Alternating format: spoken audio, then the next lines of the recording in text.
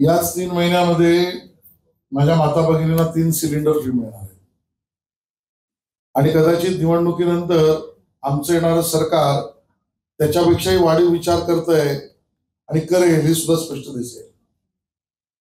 माझ्या सामान्य शेतकऱ्याच्या अकाउंटवर मोदीजी तर पैसे देतातच आहेत, पण राज्य सरकार ही आपला निधी देतोय, त्याला वीज बिल माफीतना त्या ठिकाणी 3 महिन्यात मिळणारा जो भरीव मदत आहे, ज्याला मदत मिळेल त्यालाच ते लक्षात येईल।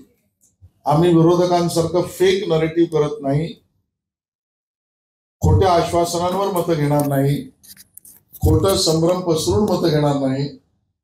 जे दिलंय ते पुढच्या 3-4 महिन्यात लोकांपर्यंत पोहोचवू आणि निवडणुकीनंतर त्यामध्ये वृद्धी करण्याचाही निर्णय करू।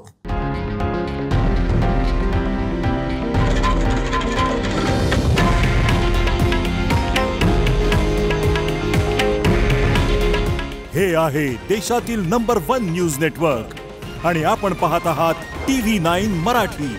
काळजी तुमची, हित महाराष्ट्राचं।